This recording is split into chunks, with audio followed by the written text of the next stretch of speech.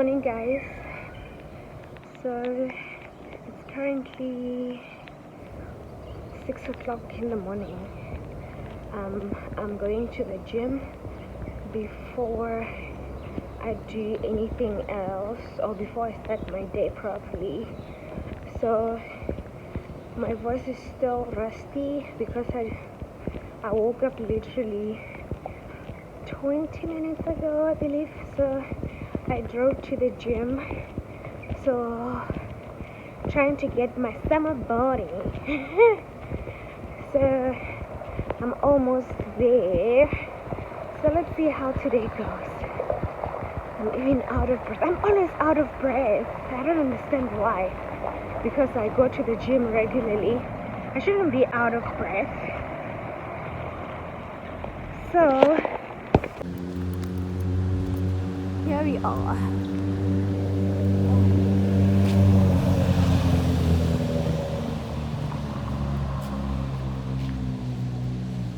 We have arrived.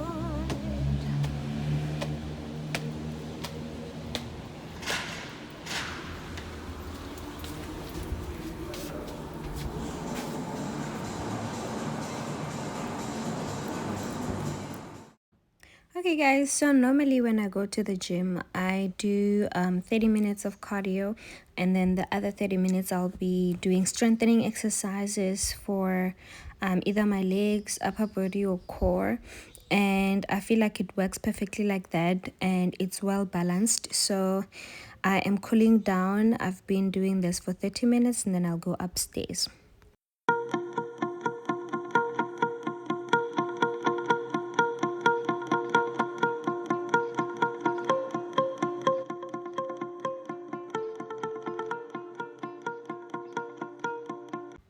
Hey guys, so it's another day and I have an appointment with my gynecologist. So I made the earliest appointment with her, so I had to wake up very early in the morning so that I can make it on time.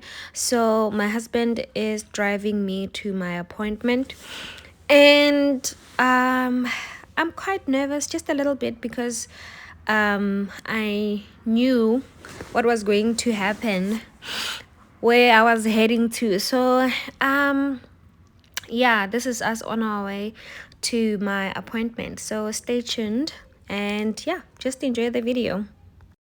So guys, I arrived on time for my appointment, and as per usual, I was expected to wee in this little container so that they can test my urine. So this is me heading out to the bathroom so that I can go and wee in that container. So it was still early in the morning and there wasn't a lot of people in the hospital just as yet. I think for my appointment I was the first patient to be seen by my gynae.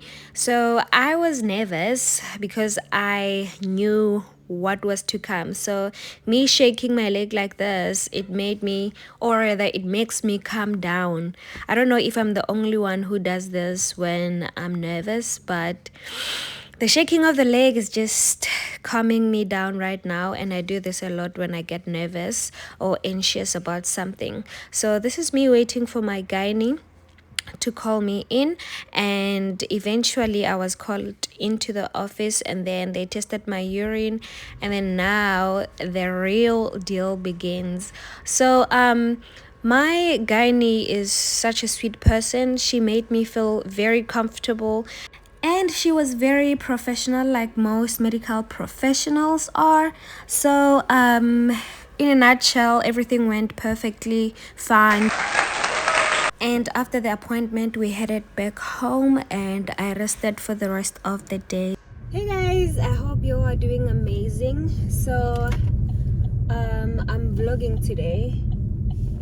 So I am heading to the mall to get a couple of things, and I'm not gonna be long, so I don't need a lot of things today. I only need just a few things. And it just dawned to me that today was Saturday, or today is Saturday, and I didn't think about the fact that it might be full at the mall because also it's month end. So I'm kind of worried about parking there. I hope I get like a really nice spot to park, and because normally in times like this it's very difficult to find parking at the mall. So that's the only thing that I'm worried about. So we'll see when we get there. And yeah, I'm not gonna take long. So I just hope this like filming won't disturb me or won't distract me, because then we're gonna have a problem. I don't want to be bumping into people's cars. Okay, so I had to stop to put my glasses on because straining my eyes is not an option today. Last month I celebrated my 30th birthday, and to be quite honest, in my 27th and 28th year, I was really worried about turning 30, because I'm like, oh my gosh, I'm getting old. Oh my gosh, I was just worried about like things that I have no control over. But then now that I have turned 30, I'm kind of enjoying it, because I have realized that I have learned a lot about myself and about life in general, and there's a lot of things that are starting to make sense now. So I am going to make like a sit down video where I'll be talking about, you know, the things that I've learned in my 20s, and why I'm so excited about, you know, turning 30, and the things that I look forward to when it comes to this new chapter of my life. And I'm looking forward to growing spiritually, emotionally, and mentally. So far, I'm enjoying the woman that I'm becoming, or rather the person that I am becoming, and it feels great. There's still a lot of things that I still believe that I need to learn, but so far so good. Ooh, we've got parking. Thank you, Jesus. We've got parking. So this is what I was worried about, but we've got parking, or should I say I've got, you know, enough parking space. Ah, thank you, Jesus. This is what I was worried about. So yeah, that was just like a rambling session with P&D. And now I'm just gonna head out and do what I need to do, and then I'll see you guys when I come back.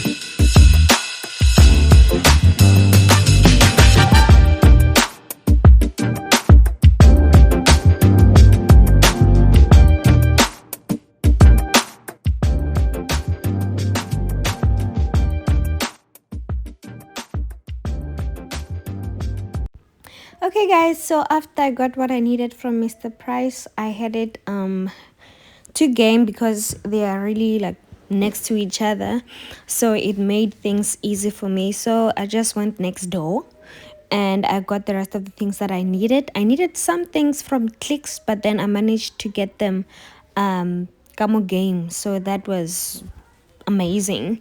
So this is me like getting the things that I need, and then yeah, I didn't take that long. Okay, thank you. Okay guys, so I am done I am done doing what I needed to do. So as I said earlier, that yeah, Augustwell space for parking, I was very right, and it was expected, obviously, because month end. So I went into the mall, and I didn't even take that long.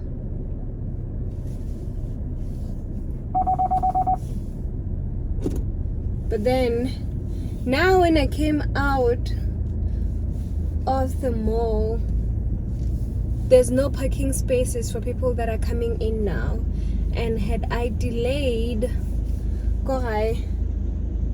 I would have had no parking space. So it's full.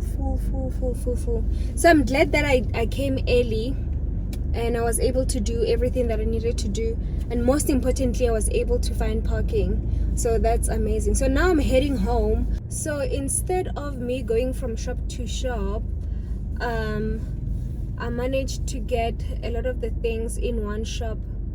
That way I wouldn't have to go up and down the mall. For example, there were things that I needed got Clicks or from Clicks that I found Go Game. I just ended up buying a lot of the things Go Game to avoid going up and down because it's full. Like no one's business. Here we go. So I'm heading back home. I'm glad that I came early. So yeah. Okay, so since I'm driving back home, I just wanted to talk about the things that I didn't expect as a new driver.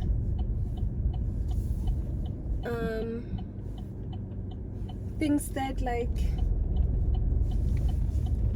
gets me annoyed sometimes.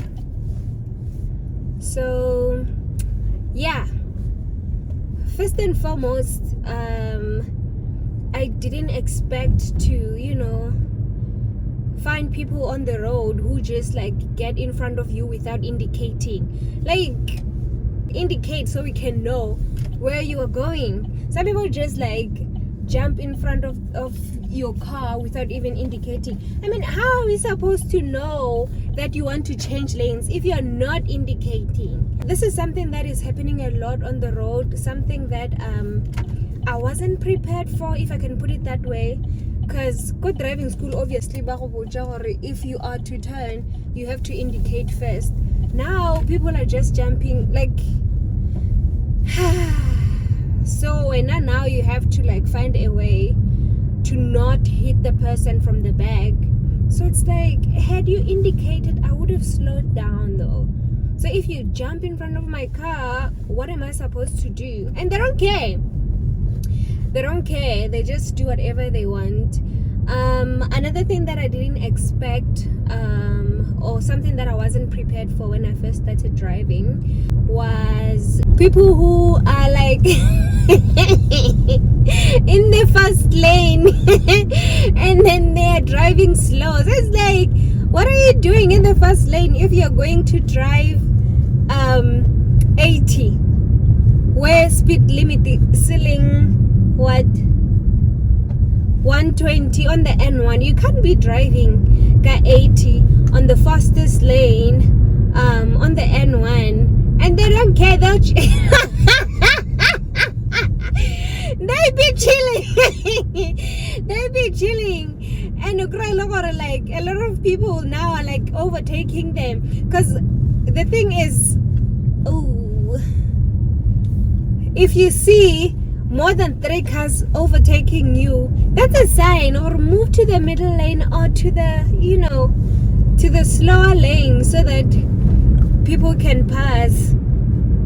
A lot of them are just chilling. A lot of them that I've seen, they just chill and drive car 80, or they drive car whatever speed they want to on the road. Oopsie. And then it will take them a while to move out of the fast lane.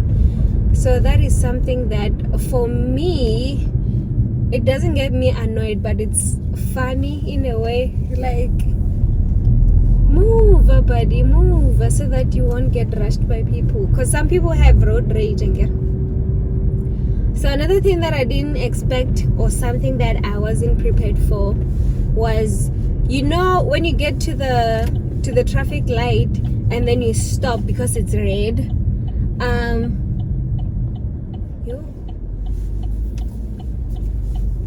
And then you stop. Obviously, everybody is expected to stop. Then you get those individuals, or, you know, lovely people of God that would want to stand right next to your car, like whereby I want a space is even like a little bit of space in between the cars. They be so close to the car such that you can't even make a mistake of porcoloia tima. So, and when you try to move forward, then like I've tried it so many times, whereby I see that the car behind me is too close to a point where you can see their soul, too close whereby you can see like their skeletal system. And most of the time, like back then, I used to like try to move forward a little bit so that there can be space in between our cars. No, when you move forward, they move forward with you. So it's just like, what if my car stops? Because I have an L at the back, so meaning that I'm a learner, right? So what if the car stops? Because most of the time that's what happens when you start driving yourself for the very first time. I don't know, balance a clutch sharp, or it's not comfortable for you to balance your clutch. So most of the time the car switches off because I'm still new at this.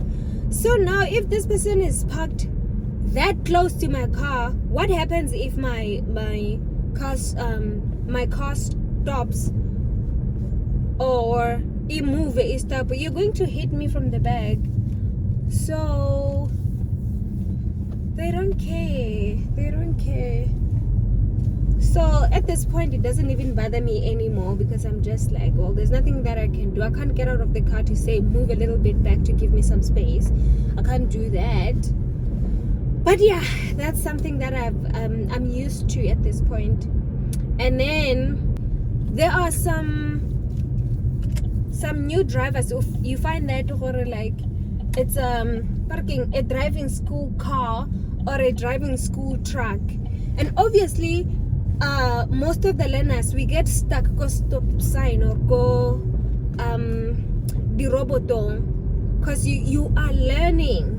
So sometimes, or most of the times, you find that the driving school car or the driving school truck is stuck or has stopped, and the learner is trying to, like, balance their clutch and do their observations. And then you find people that are behind the truck or that are behind the driving school car that are like hooting at this person. It's like, can you not see that this is a driving school vehicle? Meaning that the person who is behind the wheel, they are still learning. Overtake the truck, overtake the driving school vehicle, do something. Don't hoot with them, because the thing is, I've also experienced it when I was still learning how to drive, and I learned how to drive using a truck. And then when you hoot, you making us panic. I'm not gonna get it right if you keep hooting. Like, so now the more they hoot, the more whenever to a panic, because like people are hooting, and whenever to go balance her clutch and everything. So I'm just like, just overtake the car. You can see that this whenever to try number one, and you can see, or Elena, what else do you want? Like, I don't understand. And they be hooting and very angry, like passionately angry. I'm just like, just overtake or be patient. Like, choose between the two, because hooting is not helping anybody. So if you're hooting at Manabatu, do you think or she or he is going to like get it right under so much pressure? No, they're not gonna get it right. They're gonna panic and they're gonna make even more mistakes, because I've been there. We've all been there. Come on, guys, please just give Panawanga a chance and just be patient. If you can't be patient, just overtake and move on with your day, please, as a belief. So far I have mentioned people who overtake or change lanes without indicating. I don't understand, or like, what's their thought process in that moment. And then I've mentioned people who stop at the robots behind your car. Their car is this close to your car, and then when you move to give them space, they move closer. So it's just like, bruh, social distancing. Just give me like a little bit of space, so that if I make a mistake, then you won't have to hit me from the back. I've mentioned those. I've mentioned people who hoot at learner drivers, or people that are still in driving school. I don't understand why they do that. What else did I forget? Drivers. That's all that I can think of for now. I'm pretty sure there's a lot of things that caught me by surprise. And the people that just stopped like in front of you, no hazards, no warning, nothing. The person just decides to slow down and park right in front of you. Like, where are hazards? So must I now like read your mind that you are going to stop if you don't do the hazards? Like, how am I supposed to know that you're about to stop? I don't know. So I'm just gonna close this video here. Thank you for watching this video. Thank you for all my new subbies and everybody that has subscribed from the get-go, and I really appreciate you guys. And I do really enjoy doing the YouTube videos. That's why, even though the growth is a little bit on the slow side, I'm still like persistent doing YouTube videos, because this is something that I enjoy. This is something that I consider a hobby for myself, and it makes me happy. So don't forget to subscribe, don't forget to like this video, and I will see you guys in another video or in my next upload. Thank you so much. If you have watched this video and you haven't subscribed just as yet, just do me a favor and subscribe, and thank you in advance. I'll see you guys in another video. Bye bye.